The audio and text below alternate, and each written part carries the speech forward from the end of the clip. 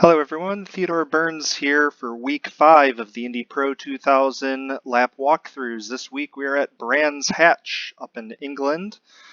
This week we did a 118.554 in the conditions 25% usage. This is about 23 to 25 C, minimal wind. This is in the morning. So similar conditions that I've been building these setups in all season. I will say the setup this week, the baseline felt pretty good for iRacing. Didn't need a whole lot of changes, just a couple of things I think to make it a little bit more consistent and a little bit faster right out of the bat. As you can see, get right down to 19 flat for the first couple laps, and then from there it'll drop a couple tenths every few laps. Probably get down to the low 18s by the end of a race distance. As opposed to, I think the iRacing baseline started off quite a bit slower. I was running like 19.3s or so in the first couple laps. Took a bit to get up to speed. So hopefully you guys found that a little bit more consistent, a little bit easier to drive. Without further ado, let's take a look at the 18.5 hot lap.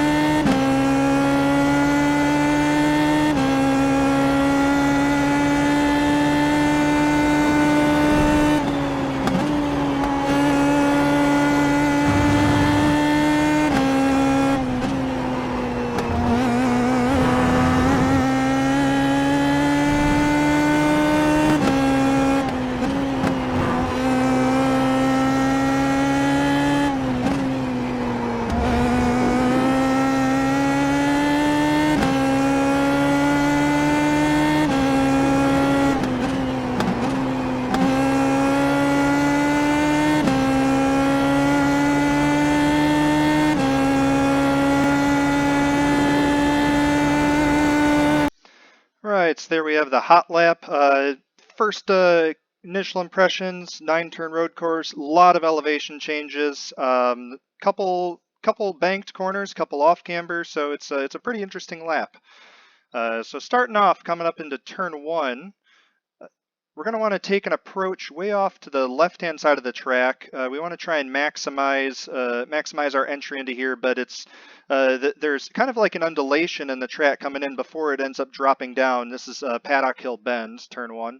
Kind of before it drops down the hill there, so we want to get the car turned in prior to that. So it's kind of difficult to drive in all the way. It's kind of a constant curve, the entire approach into it. So it's very tricky to find a solid braking, solid turn-in point. So this is going to be a classic example of light but long brake pedal. We're not going to have a huge peak, heavy deceleration and then turn in. We're going to be very light on the brakes, but for quite a long time to try and bend the car into the corner. So my brake marker for this, I'm kind of halfway in between the 100 and the 50 board, so maybe about the 75. There's kind of this one little crest right here, and I'm starting to brake right at this first crest. And you see we kind of come down where the access road comes in, and then there's kind of a second little crest there. And so I'm starting to try and bend it in, obviously, because the track's still turning, but I'm not actually going to turn into my apex and get down to the curb until about this second, this access road here, and I'm in this second crest. So you see I come up onto the second crest, and by this time I'm turning into the corner, and so right now I'm still kind of carrying this really light, just a very little bit of trail brake into the corner. So I can kind of hit the apex curbing here if I need, but I don't really want to because it can easily throw the car a little bit wide. So I want to get the right side tires just up to this, but it's important because the track's starting to fall away right now. We're going to start experiencing a lot of understeer, and it's very important that I don't get in throttle too soon. And on this lap, I actually do get in just a touch soon, but I was able to get away with it. So as you can see, we come all the way down to the apex. Once I get to this apex, I can start to increase my throttle. And basically, I got in a little bit soon because I wanted to drive myself off of the apex here and kind of increase my corner radius with the throttle. As you can see, my steering has stayed pretty constant through this. I'm not giving into the understeer by feeding in more steering because that's just going to scrub the front tires, but I'm also not, taking it out because the car is in a state of a little bit of understeer right here. And so you see I got in a little bit early because I did have to check myself just a little bit there, and then I can ease back into full throttle as the car starts to get kind of planted on the downslope here right before we get to the compression. And you can see I'm still having to keep the wheel in it. You can ride out up over this curb and use the entire width of this green exit track right here. You don't want to dip your tires into the gravel. It will just like grab the car and slow you down quite a bit, but you can drive completely over this, not pick up the 1X. And once the car actually lands, I get in that compression. I want to straighten my hands extremely quickly. I'll probably be on full throttle before then. Again, I can get full throttle on the downslope of the hill, but as soon as I get to that compression, I want straight hands immediately because all this compression, if you still have the steering in it, it's going to dart the car off to the right. But you want to make sure that the car is rotated and you're going to stay on track. If you do start going over here into the gravel, you need to have really straight hands, try and pull it back because it's just going to be a huge catch. And from that, I drive out of it and try and come back across before we get to the end there. And that's going to be turn 1, Paddock Hill Bend. Watch back through that one more time from chase cam so we can get the idea of car placement.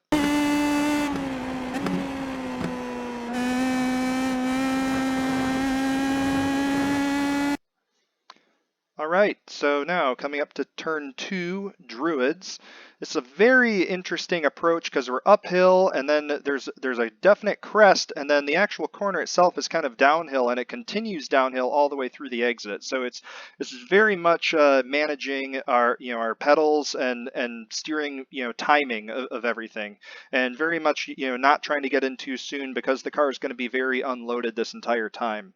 So my brake marker for this corner, it's going to be about halfway. It's going to be right about where this dirt ends up stopping prior to the 50. In really, in like a qualifying run, something I may be able to push it about halfway between the dirt and the 50, but I don't want to go any deeper than that because I'm just going to end up flying off the crest here, similar to like a turn 6 at Road America, for instance. So I'm going to be braking right about, it's about halfway between that dirt patch and the 50 board, and this is going to be a pretty heavy brake zone, and I want to carry a lot of trail brake into the corner.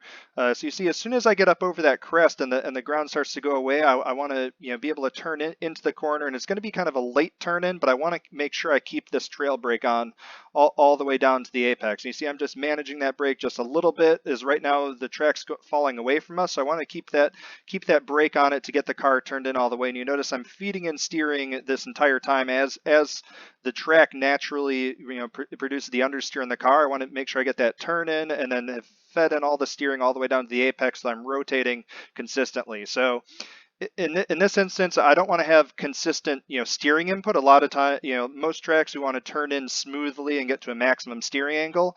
In this instance, I want to make sure I have a constant, turning radius. So I keep the left side tires loaded consistently throughout this. And what that means is following the elevation with my hands. And so that's as the elevation is going away, I'm going to be feeding in that little bit more steering, trying to stay ahead of the car, keep the left side tires loaded nicely. You can see just that little tap of trail brake as I get down onto the apex. I can ride up onto this curbing. It doesn't upset the car too much. Ideally, I'm dragging the right side tires right at the the white line, right on the red and white curbing. And once I get to this apex about halfway around, I can't just start to feed in the throttle too quickly because we're still chasing the track. We're still starting to travel downhill. But I'm going to start to ease into the throttle. I'm going to start to transfer that weight onto the rear tires, and I want to load them consistently, keeping the left sides loaded this entire time. So you can see I get up to about maybe 60%, and now I just have to wait forever to feed this in. And you can see I can even get the hands pretty straight. because we start to go back downhill, we start to increase the amount of rotation in the car just naturally as we're almost a cresting at this point. But I still can't feed in this throttle until the car is completely planted and basically completely out of the corner. You see, I wait as long as possible before I get into that throttle, and basically the car's straight and driving straight down the track. And even then you see how much I'm tracking out, even neutral steering all the way out to that exit curbing. And so it's maximizing the track but not trying to spin the tires. If I keep too much steering in it as I'm easing in the throttle, it's very easy to slip the rear end out, and well, it may overheat the tires a little bit. You're just going to kill your run out and end up losing quite a bit of time, almost a tenth of a second by the time we get down into turn 3. So with that, a lot of throttle management, a lot of steering management with the hill. Watch that through one more time in real speed here from the chase camera.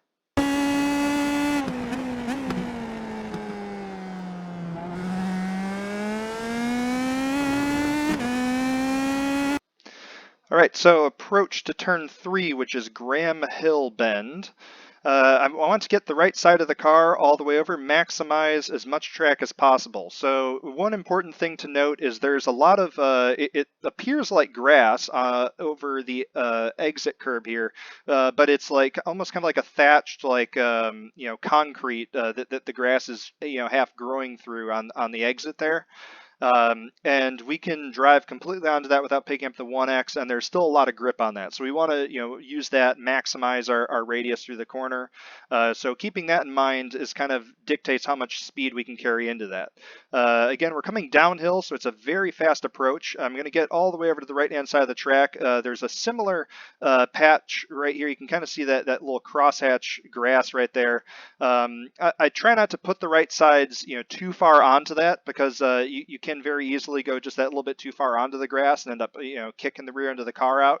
But I want to get the right sides right onto this white line as I turn in, and this is going to be a very light, very early brake because we start gaining, coming back uphill as we approach the corner, and start gaining a little bit of slowing effect from the elevation itself as we approach the corner. But it does get pretty flat. It's a pretty flat corner, not a whole lot of camber to it either. So another thing to keep in mind. So very light brake, only about 25-30% on the way in. Get up, completely eat this apex curb, and as I get on this apex curb, I want to get pretty aggressively into the throttle. This corner specifically is all about this maintenance throttle and getting down here to the apex and getting immediately to that 50-60%, starting to set the rear of the car and start our drive out of the corner. You see I sit right there, that 60%, start to ease into it as I get to exit, unwind the hands, go full throttle on exit, and maximize my track usage. You can see I'm completely outside of the red and white curb here. This is not a 1X, and you can see it almost looks like I'm on the grass, but it is this this grippy, kind of thatched area here. And I want to make sure I get back off of that before you get to the actual grass, because that's where you will pick up the 1X. And so I'm kind of just, looking for where that difference in, texture is, and you kind of judge it with, it's almost kind of like a line drawn, diagonally off of the track surface, where kind of the curbing gets a little bit narrower and skinnier there. But I'm full throttle and just maximizing the track out there throughout turn 3, Graham Hill Bend. So one more time, real speed from the chase camera.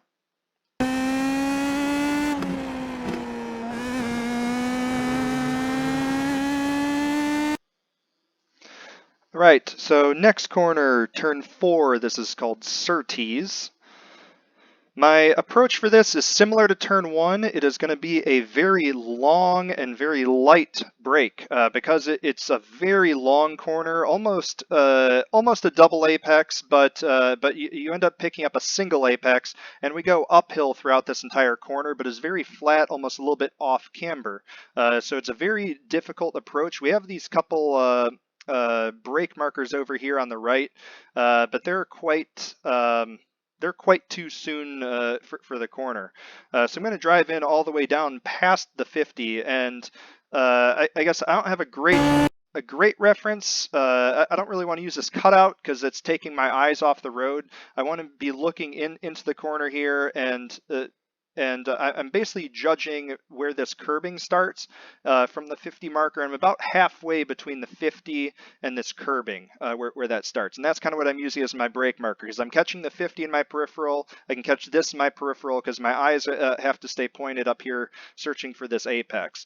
And the most important part is going to be like the line I take into here, and because it's very very long corner, and I have to start trying to bend the car in early. You can see this really dark patch that starts quite wide into the corner here, and I want to stay not completely out in that, but about mid-track. I don't want to come in too soon and be invited in too soon. I want to make sure I get a late apex.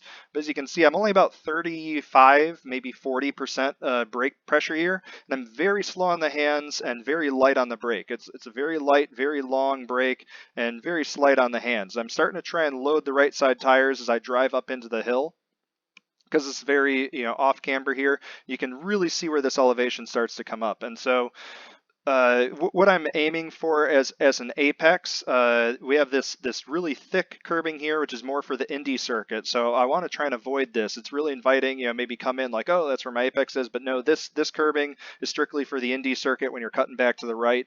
Our apex, there's kind of like a couple almost like points, I would think, to this curb here, and I'm aiming for one of the last points here and trying to bend the car in and get the left side tire as close as possible without actually hitting this apex curb. And you see at this point I'm still feeding in my steering, but at this point I'm just coasting into the hillside and using the hill as my trail brake at this moment. I'm coming down 2 gears down into second gear, and I start to pick up a little bit of maintenance throttle as I start to get all the way down to this apex. And it's kind of this last little kink, almost right where this white line comes across the track. But what I'm able to kind of pick out, visually, is there's kind of like a point in the curb. I kind of see like 1, maybe 2 points, and that's what I'm looking at visually. You can kind of see there's that point, and that's what I'm turning into as my apex, and getting the left side as close to that as possible. As I get to that, very similar, manage the throttle. Can't get in full power until the car is completely rotated out of the corner, but I want this maintenance throttle to start loading the rear tires. So I get to that 50% throttle, start to unwind the hands as I come up into the hill, and then start to ease into the throttle. And I'm neutral steering on the way out, managing this. If I keep too much steering into it, it's going to kick the rear end out as I start up trying to crest. So I want the very straight hands, and I'm using the throttle to kind of continue steering the car around. It's a neutral steer, almost sliding the rear end across, just a little bit of slip to make it track out and maximize the track distance. I can use this curbing if I need, but it will kind of upset our run out down the straight, and it will hurt our run a little bit. We'll end up losing half to a tenth down the straight there. So I want to try and avoid that, but it's there if I need it.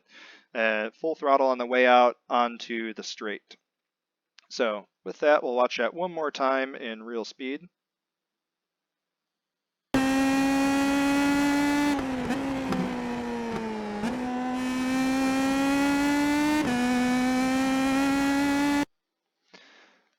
Alrighty, so that was turn 4, Surtees. Coming up to turn 5, Hawthorn bend. We're coming back uphill, and this corner kind of continues all the way uphill. We don't quite get to the crest until after the corner. So what we're going to do here is, once I get to this 50 board, I'm going to lift off of the throttle, and I try not to hit the brakes, but I think I just brush them maybe to like 5%. It's more just like a confidence thing, but in my mind I'm trying to think like, don't hit the brakes, roll this speed into the corner. So it's a little bit of a turn in right when I lift off, and I'm going to use that lift off, that lift, that weight transfer onto the front tires to get it turned into the corner. And I want to get the right sides all the way down onto this apex curbing here as we start to continue going up the hill, a little bit off camber. Once I get all the way down to the apex curbs, I can get in pretty aggressively. I'm coming down to 4th gear through here.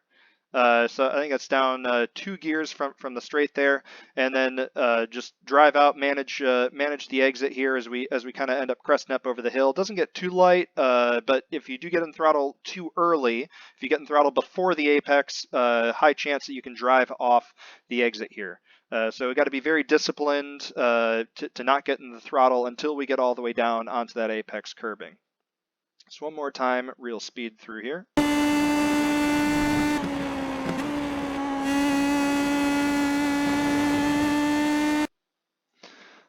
All right. So now we continue in this fun back section through the woods. Up next is turn 6. This is Westfield Bend. This is a pretty tricky corner as we start to, it's pretty flat up here and we turn in and then it really drops on exit. So again, I'm going to use the 50 board as my marker, and I'm braking a bit before it. I'm not like halfway between, but I may be like, 75% of the way between the 100 and the 50. So I'm a couple car lengths before the 50 when I actually start to brake. And this is an important one where I don't want to be staring this down. I'm catching this in my peripheral and staring into the apex, and we can start to see the apex curbing here. And it's a light brake. It's a bit of a stab and turn in, so it's quick on to about 40% and then right off. I'm going down to fourth gear. So I end up going up to fifth after turn 5, and then it's right back down to fourth gear to help induce that little bit of rotation. And now I want to drive. Now I want to drive the car up onto this apex here, kind of straddle it, get the right sides up into that kind of thatched grass on the right hand side here. So I end up kind of straddling this apex with the car, and real important part is to get the car rotated through here. So it's really important that timing of like the little dab of brake and using that brake and that loading on the front tires to get the car turned in pretty aggressively. If you don't quite time your turn in with this brake release when the front tires are loaded, so you can see I get the car turned in and then I immediately dab out of the brake. You're gonna probably understeer, not be able to get down to that apex. So it's very important to time the timing of your brake input and your turn in through these corners. Once I'm at the apex here, it's again it's the maintenance throttle right to 50%, ease it into full as I get the car straightened out. We can use all this thatched area here. We want to try and avoid coming completely onto this because we are starting to go downhill. This is a little bit lower than the track surface. So if we do end up coming 4 tires, get the right sides onto this red and white, there's a much higher chance of us just getting kind of sucked out and not making it back on track before the grass starts up. So I end up coming down onto this, but immediately being able to get back because I don't get in the throttle that too soon. So it's the full throttle once I get the car squared up out of there. I can come back across, I avoid the grass. And we're going to continue this because it's kind of like it's kind of a continuation section as we come into turn 7 here. It's called Sheene curve, and I'm going to maximize my radius again, get all the way to the left-hand side of the track. I end up just kind of kissing it the outside of the track with my left side tires, just right up to the edge of the grass. And it's tricky the sight lines here, but basically I come up to 5th gear, I get that upshift, and then I'm using really quick after that my kind of turn in. I'm catching the 50 board here as I'm scanning my eyes looking for this apex, so that's about where I'm going to start braking once I pass that. Again, I'm not going to be staring it down. I'm watching the edge of the track, but my eyes are scanning up here, searching for this apex. It's going to be a real light brake because it's an extremely quick corner. And as I'm braking, it's right at this crest, right at about the 50 is when I'm going to turn in pretty aggressively into the corner. This is another one where I can completely cut this. I can almost get the entire car completely over the kind of thatched area here and have the left sides on the red and white before you end up picking up a 1X. And it's like you have to be completely over here in the grass before you actually get like a slowdown. So this is completely valid. Cutting turn 7 here as much as possible. And once I get onto that, I can start to ease into the throttle. I'm keeping the steering into the car because we are coming up over the crest. The car is light. It's going to start to get planted. As it gets planted, it's really going to grip up, and I can straighten the hands and get in full throttle. And we're going to be right on the edge of the track. If you do end up sliding, getting not the rotation, so that's kind of the turn in and the brake at the same time, and right at the crest. If you end up coming over the crest, or you turn in too soon, or don't time it with the brake, it's very easy to come over here onto the grass, go that little bit wide. If you do hit that, again, make sure you got straight hands because it's really easy to spin back across here. It's probably one of the most treacherous portions of track, but it's also one of the most rewarding. And that cutting this as much as you can cut turn 7 here, the better, because it just opens up the track for you on exit. If you're not even getting to the red and white here, you're trying to drive around on the track, you're having to way over slow for this corner just to try and make the exit, and you're running out of road and understeering as with the elevation here. So it's super critical to get that rotation done and really cut this apex as much as possible so we don't run out of track on exit. But this is one of those spots where, like, oh, I'm 2/10 slower than the pack in front of me or the couple of guys in front of me. This is probably where that time is, and maximizing the track. The track limits here, getting using the full width of the track through turn 7 is important for finding those last couple tenths on the lap. And we'll say, last season in the broadcast, I had some connection issues actually coming into it, and so I had to drive through the field, and I think that was where I was gaining the most time coming through, the back of the pack, middle of the pack drivers was going through, this turn 6, 7, kind of undulating up downhill section, and just being able to use, a couple, like half a car with more of the track everywhere than everyone else through there was, giving me, tenths, if not, half a second a lap through over the course of the lap, and that's where I could make so much time and be able to pass and work my way back through the field through that section there. So again, real important, maximize the track width. So we'll watch back through this section, turn 6, 7 one more time, real speed.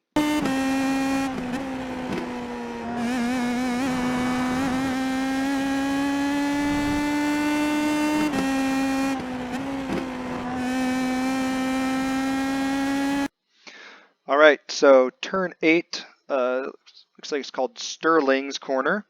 This corner, it's not typical of the rest of this track. It's kind of downhill, but there's a lot of camber to it. So this is much more similar to a lot of the corners we saw last week at Laguna Seca. So coming out of turn 7, I wait for the car to get loaded back up, and I hustle the car back across as quickly as possible to the right side of the track.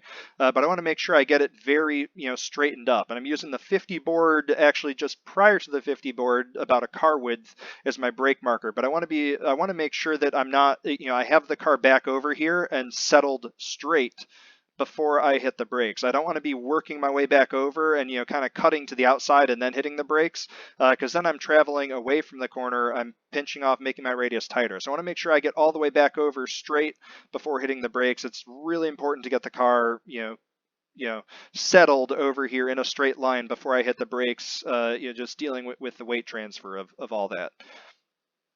So it's I'd say medium, braking for this corner, about 50% trailing off, and I want to get all the way down, eat this apex curb. I want to turn in early, get into this compression, so then I can drive out. And you see I turn in quite early, get the left side tires all the way up to the grass, maximize the compression. And once I get down here onto this apex, I get in throttle aggressively, use the camber of the track here to my advantage, so I can get the biggest run out. And you can see I'm full throttle there, and then just I can hold it, manage it on the way out. Gets a little bit light there as we kind of come up over the crest. And this exit curbing here, you can come up onto it, but this is a huge step up from the track, and it really upsets the car. And if you come onto it too loaded up, you can end up spinning very easily. But coming up onto there, it lifts the car up so much it ends up bottoming out like on this transition, and it just kills your run out down the short little straight here towards turn 9. So it's very important, just to like maybe hit it with the right side tires, just like push the sidewall into this, but not actually drive up onto it. So I'm trying not to hit this exit curb because it will kill the run out down the straight, really upset it. But again, just very similar to Laguna, just maximize the camber of the road to your advantage, get in throttle as soon as possible.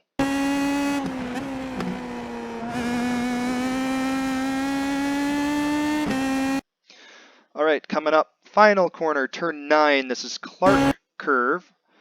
As we're coming up to this, so this is another one. There's a lot of elevation right in the middle of the corner, so we're uphill all the way to the apex, and then it's downhill on the way out. So it's but it's a very fast corner. approach for this. I'm braking right at about the 50, maybe a car width before that. It's a very light brake, maybe only about 25% peak, and another one with very slow hands on turn-in. So basically, I want to get down to the apex on the curbing here. So the apex is kind of right where this thick curbing ends, and we get down to the skinny curbing right at the crest of the road here. So I want to get the right side tires. I want to hit this because it will just pick up the car as I come up over the crest and throw it wide. But I want to get the right sides right up to this. And right as I hit the crest, I want to get in this maintenance throttle. But I have to manage the elevation here again, and I can't get in full throttle until the car's kind of planted. And so basically you want to carry in so much speed and get in your maintenance throttle, the car is going to naturally just carry itself, completely over the hill and end up landing kind of over here once the road actually starts to come back and we get this little bit of compression on the downslope. And so that's kind of where the car is going to track out to. And so it's really important to be working in the slow hands and carrying in the speed so that I end up staying on track there. So it's very slow hands into the apex, maximize this corner speed that you're carrying, only down to about 95 before I get back in the throttle. And then I'm managing it full throttle on the downslope, but just managing the hands, a little bit of neutral steer as I track out all the way out to the edge of the track and then come back in. So this through turn 9, I'm just thinking, rolling as much speed as I can, as much speed as I can take up over that crest. But don't get in throttle too soon. I want to wait till I get to this crest to the apex before I get in throttle. So patience on throttle coming into turn 9. Watch that one more time in real speed.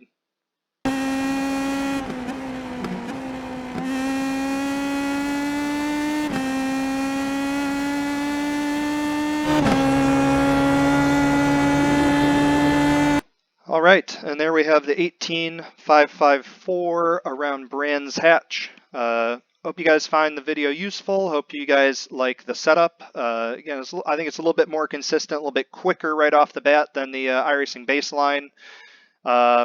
As always, if you guys have any questions, hit me up on Discord in the sessions, the YouTube comments, on the iRacing forums, wherever. Ask me questions. If you need help on the setup, on the lines, on the track, always happy to help out. And with that, I will see you guys out there on track.